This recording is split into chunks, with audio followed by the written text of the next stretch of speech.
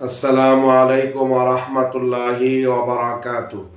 এমপিওভুক্ত শিক্ষক কর্মচারী ভাই বোনেরা, আপনারা সবাই জানেন এমপিওভুক্ত শিক্ষা জাতীয়করণ, এমপিওভুক্ত শিক্ষকদেরকে আসন্ন ঈদুল ফিতর থেকে শতভাগ উৎসব ভাতা প্রদান, সরকারি নিয়মে বাড়ি ভাড়া ও মেডিকেল ভাতা প্রদানের দাবিতে এমপিওভুক্ত শিক্ষা জাতীয়করণ প্রত্যাশী জোট গত 12 ফেব্রুয়ারি থেকে জাতীয় প্রেস ক্লাবের সামনে লাগাতার অবস্থান কর্মসূচি ও প্রতীকী অনশন সহ বিভিন্ন রকমের কর্মসূচি পালন করে আসছে।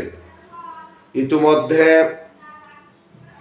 আমরা আজকে কর্মসূচির 17তম দিন আমরা পালন করেছি।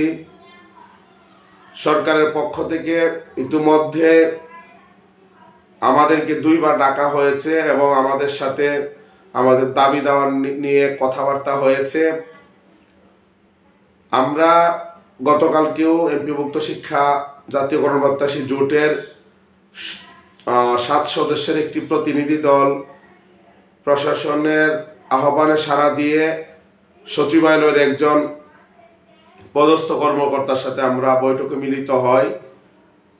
ওখানে আমরা আমাদের দাবি দাওয়াগুলোর ব্যাপারে কথা বলি। উনি অত্যন্ত মনোযোগ দিয়ে শুনেন এবং উনি বলেছেন খুব অল্প সময়ের মধ্যেই আমাদেরকে মাননীয় শিক্ষা উপদেষ্টার সাথে তিনি বসার ব্যবস্থা করবেন এবং এর মাধ্যমে আমাদের যে দাবি দাওয়াগুলো রয়েছে এগুলোর একটি যৌক্তিক সমাধানের পথ বের হবে বলেও তিনি আশ্বাস দিয়েছেন। আমরা ইতিমধ্যে দৃঢ় কণ্ঠে আপনাদেরকে জানিয়েছি এবং সারা বাংলাদেশের 5 লক্ষাধিক এমপিওভুক্ত শিক্ষক পরিবার জেনেছেন আমরা কোনো আশ্বাসে বিশ্বাসী না। আমরা যতক্ষণ পর্যন্ত সুস্পষ্ট ঘোষণা না আসবে আমরা আমাদের এই কর্মসূচিটা চালিয়ে যেতে বদ্ধপরিকর। এক্ষেত্রে আমরা আলোচনাও চালিয়ে যাব, পাশাপাশি আমাদের কর্মসূচিটাও চালিয়ে যাওয়ার সিদ্ধান্ত আমরা ইতিমধ্যে নিয়েছি। আপনারা এতদিন অনেকে অজুহাত দিয়েছেন যে প্রতিষ্ঠান শ্রেণী কার্যক্রম চলছে, প্রতিষ্ঠান প্রধান আসতে দেয় না।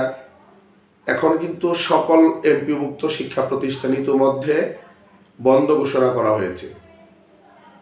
আপনারা এই বিষয়টি নিশ্চিত হয়েছেন আমাদের যে ভাতাগুলো আছে এগুলো সামনে বাড়ছে, এতে কোনো সন্দেহ নেই।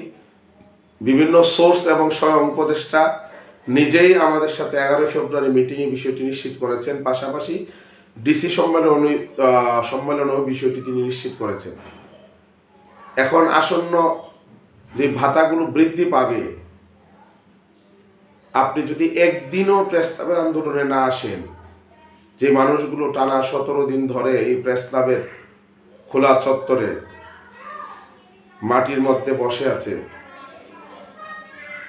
তাদের যদি অন্তত একবারও তাদের সাথে আপনি সহানুভূতি সহমর্মিতা প্রকাশ করতে প্রেস ক্লাবে না আসেন, তাহলে এই যে অতিরিক্ত সুবিধাগুলো আপনি কিভাবে ভোগ করবেন? আপনার বিবেক কি একবারও আপনাকে দংশন করবে না? 18 সালে আমরা আন্দোলন করে 5% ইনক্রিমেন্ট এবং বৈশাখী ভাতাটা আমরা আদায় করেছি।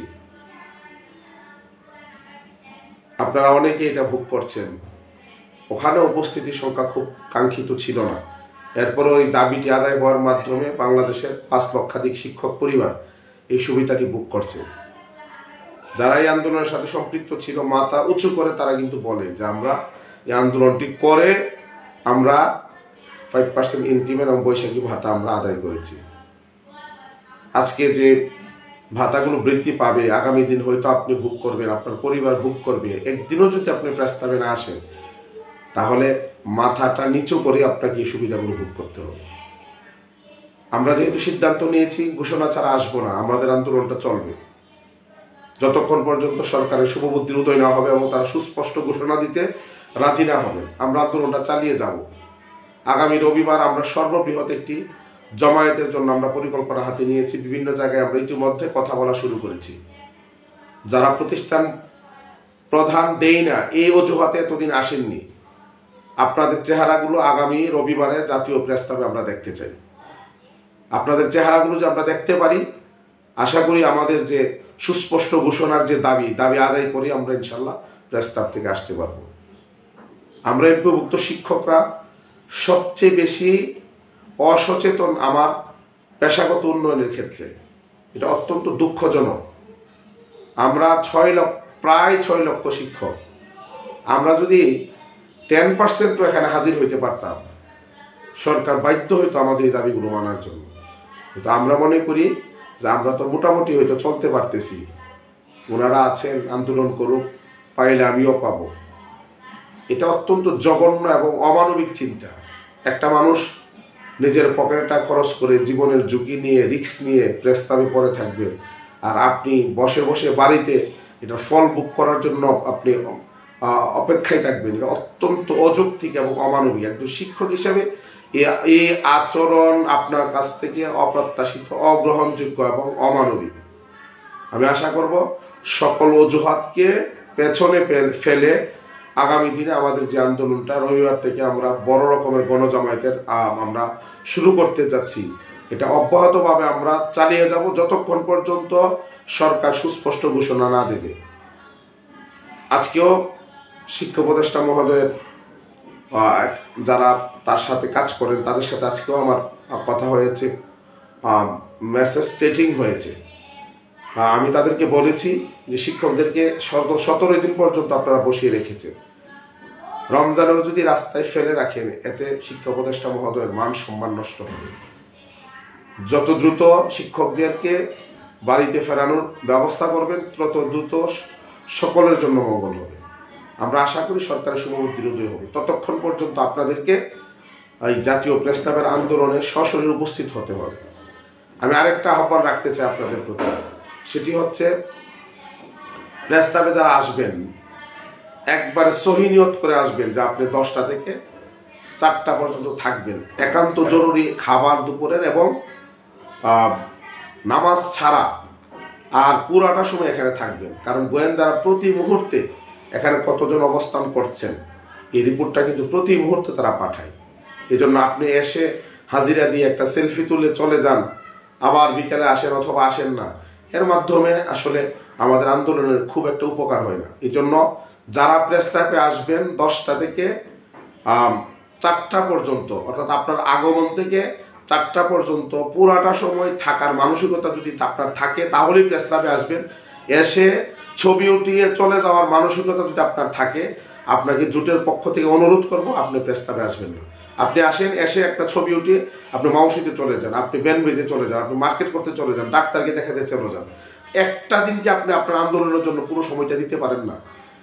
এই জাতীয় চিন্তায় যারা আসেন তাদেরকে অনুরোধ করব আগামী রবিবার থেকে আপনারা এই প্রেসক্লাবে আসবেন না।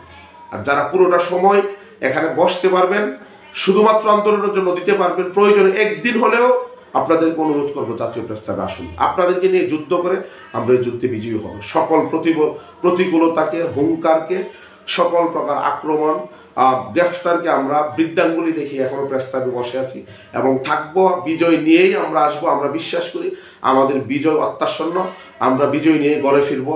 আমাদের এই বিজয়ের সারথি যারা হতে চান তাদেরকে প্রেসক্লাবে দেখতে চাই। এখানে সেলফি তোলার জন্য যারা আসবেন তাদেরকে প্রেসক্লাবে দেখতে চাই না। সবাই ভালো থাকবেন, সুস্থ থাকবেন। আপনাদের সাথে শীঘ্রই আবার জাতীয় প্রেসক্লাবে দেখা হবে। আসসালামু আলাইকুম ওয়া রাহমাতুল্লাহ।